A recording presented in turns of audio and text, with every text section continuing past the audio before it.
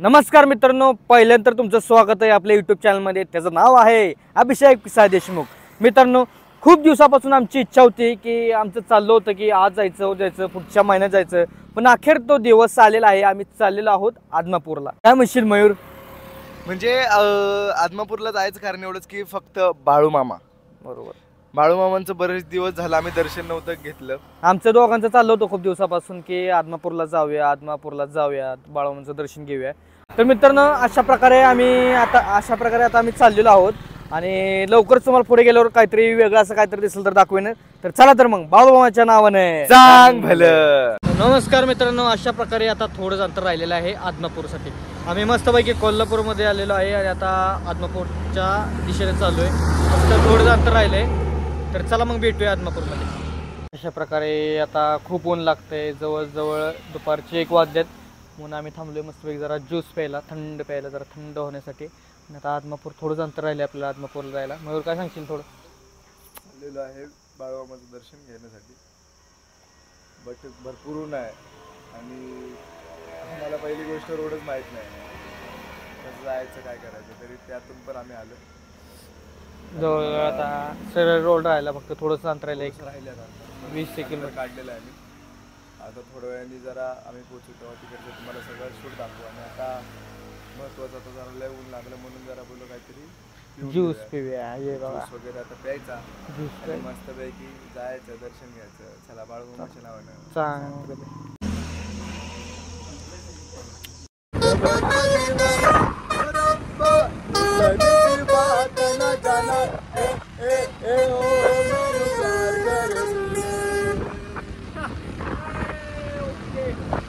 तर मित्रांनो, अशा प्रकारे फक्त आणि फक्त 2 किलोमीटर राहिलेलं आहे आदमापूर.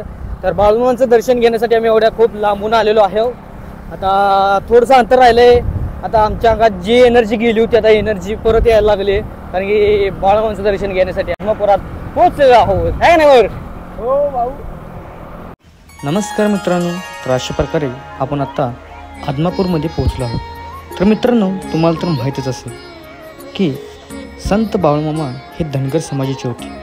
बाळूमामा सर्व जाती धर्माचे संत म्हणून ओळखले जातात.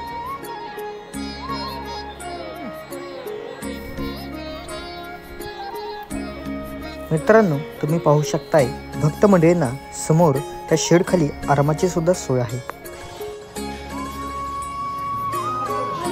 तर मित्रांनो, अशा प्रकारे आता आम्ही चाललेलो आहे दर्शन घेण्यासाठी. आदमापुरात आम्ही आलेलो आहे बाळूमामांचं दर्शन घेण्यासाठी. मग काय म्हणशील? मस्तपैकी आता दर्शन करणार. खूप सुंदर वाटतं इथं आल्यानंतर, कारण की बाळूमामांचं जागृत देवस्थान आहे. बरोबर, तिथं प्रत्येक बोललेली गोष्ट खरं होते हे तुम्हाला माहितीच असेल. आणि भरपूर अशा इच्छा मला घेऊन आलो आम्ही दोघं, की आज आम्ही बाळूमामांना सांगणार आहे. नक्कीच आमच्या त्या इच्छा नक्कीच आमच्या त्या इच्छा बाळूमामा पूर्ण करतील. चला तर मग बाळूमामाच्या नावाने सांग. मित्रांनो, बाळूमामांचा जन्म 3 ऑक्टोबर 1892 मध्ये बेळगाव नजीक चिक्कोडी तालुक्यातील अकोळ्या आडवळणी खेडेगावातील मायप्पा सत्यवा या पतीपत्नींच्या पोटी झाला. स्वच्छ धोतर, पूर्ण बाह्यांचा शर्ट, डोक्यावर रुमाल, पायात चांबडी चपला, हातात धनगरी काठी, सडपातळ उंच पोरी, ध्येय यष्टी, सावळा वर्ण असलेले बाळूमामा कानाडी व मराठी भाषा अस्खलितपणे बोलत. माणसाने माणसासारखं वागावं असे बाळूमामांची शिकवण होती. अखंड नामस्मरण आणि रामकृष्ण हरीचा जप हा साधा सोपा मूलमंत्र प्रत्येक सशस्त्र मनामध्ये रुजवणारे संत श्रेष्ठ बाळूमामा त्यांनी वयाच्या 74व्या वर्षी 4 सप्टेंबर 1966 रोजी आदमापूर येथे समाधी घेतली.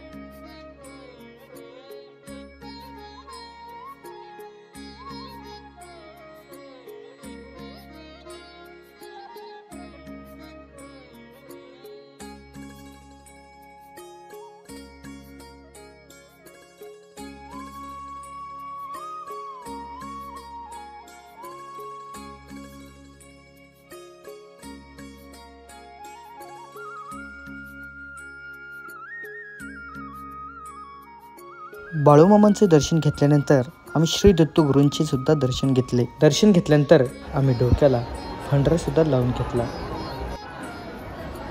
मित्रांनो, तुम्हाला प्रश्न पडला असेल की सर्वजण असे त्या भिंतीवर कॉईन्स म्हणजेच पैसे चिटकवण्याचा प्रयत्न का करत आहेत. मित्रांनो, त्याचं उत्तर म्हणजे जर आपल्या मनात कोणती इच्छा असेल किंवा आपण देवासमोर कोणताही नवस बोलला असेल तर हा भंडारा घ्यायचा आणि आपल्याकडे रुपये असेल किंवा 2 रुपये असतील असे कोणतेही सिक्के चालू शकतात.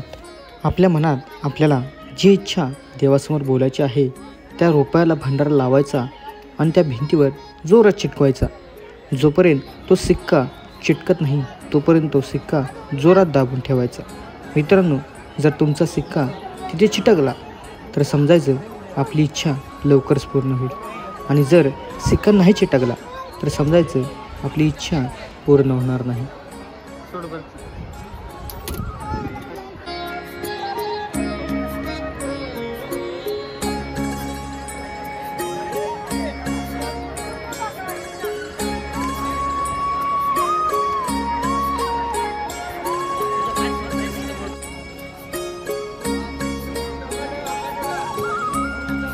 ठेव तिथं, ठेवायचं असं त्याच्यावर.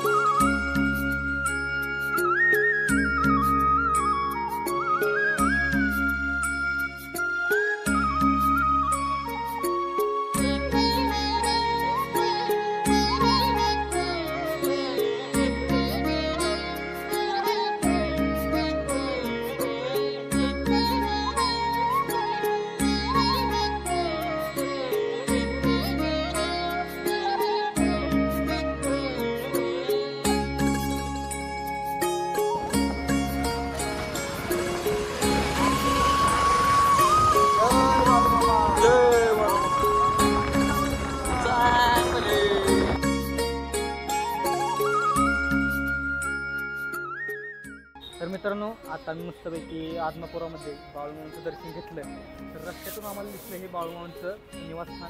तर मयूर काय सांगशील थोडं? मित्रांनो, तुम्हाला एक महत्त्वाची गोष्ट सांगतो की बाळूमामांचं दर्शन घेण्यासाठी आदमापूरमध्ये फक्त इथलेच लोक येत नाहीत. म्हणजे कराड, विटा, सांगली, सातारा इथलेच लोक नाहीत, तर बरेच असे बाहेरचे माणसं येतात. जसे मुंबई, पुणे, दिल्ली हे लांब लांबचे माणसं येतात. आणि कुणाकुणाकडे गाड्या असतात, कुणाकुणाकडे गाड्या नसतात. आणि महत्त्वाची गोष्ट म्हणजे समजा तुम्हाला येण्या जाण्याला जर समजा गाडी नसेल तर तुम्ही इथं भक्तनिवासला थांबू शकता. बरोबर, हेही बाळूमामाचंच आहे. बरोबर. भक्तनिवास राहण्याची उत्तम सोय, राहण्यासाठी उत्तम सोय आहे मित्रांनो इथं. पूर्ण असं मोठं मित्रांनो एक इमारत आहे, त्यामुळे काही टेन्शन नाही आपल्याला. आणि महत्त्वाचं म्हणजे समजा तुम्हाला भरपूर लेट झाला आणि तुम्हाला कळत नाही आहे कुठं जायचं, तर इथला प्रत्येक माणूस सगळ्यांना मदत करणारा आहे. बरोबर. आणि खूप सुंदर असं समजून सांगणार आहे. इथं असं तुम्हाला कोणी दादागिरी करणार नाही किंवा काय करणार नाही. आज आम्ही अनुभवले आणि तुम्ही अनुभवा या आणि मस्तपैकी इथं बाळूमामांचं दर्शन घ्या. आणि भरपूर लेट झाल्यानंतर जास्त जीवाची घाई करू नका. इथं भक्तस्थान आहे, इथं बाळूमामाच्या भक्तनिवासमध्ये थांबू शकता. चला चला मित्रांनो, आता आपण जाऊया निश्चित.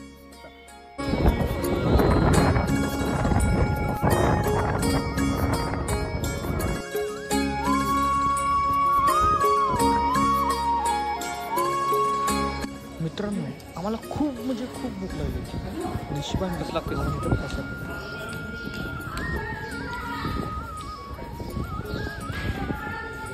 मस्त प्रसाद आहे मित्रांनो. काय सांगशील मयूर जरा 2 वाक्य? मी इथं मेतकेला आलेलो, दर्शन वगैरे घेतला, बघतो तिथं प्रसाद सुरू होता. तर म्हणलं जरा बाळूमामाच्या प्रसादाचा लाभ घेऊया. प्रसाद अप्रतिम. खूप छान. बरेच माणसं इथे येऊन जेवतात. आधी तू काय बोलशील? मित्रांनो आता मस्तपैकी मी प्रसादाचा आस्वाद घेतोय. टेन्शन नाही. ओकेमध्ये खूप भूक लागलेली आणि नशिबानं आम्हाला प्रसाद भेटतो. आता प्रसाद खातो.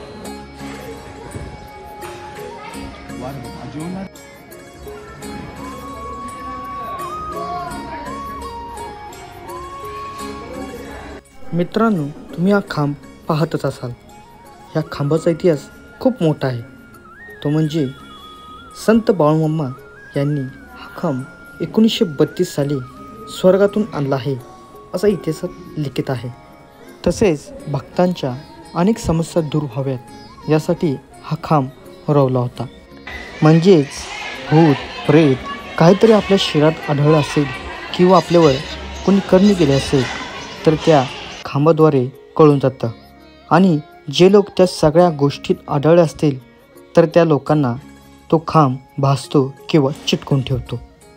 मित्रांनो तुम्हाला आता प्रश्न पडला असेल की हा खांब कशाने बनवला असावा. तर आतील खांब सागवानी लाकडाचा असून आता त्यावर पंचधातूचे आवरण चढवण्यात आले आहे. मित्रांनो तुम्हाला या मंदिरातील लाकडी स्वरूपाचे दर्शन घ्यायचं असेल तर श्रावण महिन्यात पूर्ण वेळ हा खांब उघडा असतो. म्हणजे त्यावरील आवरण काढले जाते. त्यामुळे संपूर्ण महिना आपण या खांबाचे दर्शन घेऊ शकतो. बाळूमामाच्या नावाने चांग भलं. मित्रांनो अशा प्रकारे आम्ही आदमापूरमध्ये आपल्या बाळूचं दर्शन घेतलं आणि मेटकीमध्ये त्यांची जी सासरवाडी होती तिथे आम्ही आता जाऊन दर्शन घेतलं. तर मग काय सांगशील तिथला अनुभव कसा होता तुझा? मित्रांनो आम्ही दर्शन घेतल्यानंतर आहे ना एक खांब होता तिथं. पहिल्यांदाच जात असल्यामुळं या सगळ्या गोष्टींची माहिती नसल्यामुळे मग आम्ही एका आजीने विचारलं की हे काय आहे, हे खांब काय होता किंवा ह्याचं रहस्य काय. तर त्यांनी आम्हाला हे सांगितलं की 1932 मधला हा खांब आहे जो बाळूमामांनी बनवलेला. आणि बाळूमामांनी माणसांना सांगितलेलं की हा खांब मी स्वर्गातून आणलेला आहे असं ते बोलतात. आणि त्या खांबाचं रहस्य असं आहे की भूत प्रेत काही जरी आपल्या शरीरात असेल कुण्या आपल्यावर करणी वगैरे केली तर ते कळून जातं त्याच्याने. आणि त्या माणसांना तो खांब भासतो किंवा चिटकून राहतो. त्या माणसाला चिटकून घेतो असं तो खांब आहे. म्हणजे आपल्या बाळूमामांनीच बनवला आहे तो खांब आहे. तर हे सगळं बघत असताना मला त्यांचं ऐकून नंतर आम्ही दर्शन करायला गेलो तेव्हा भरपूर अशी माणसं त्या खांबाला प्रदक्षिणा घालत होती आणि मिठी मारत होती त्या खांबाला. आणि एवढं चांगलं होत असताना बघून खूप मला पण छान वाटलं. आणि खरंच असं वाटलं की खरंच आजही एक माणूस देव होता त्या काळी. पण आज माणसातला देव ओळखू शकत नाही. बरोबर.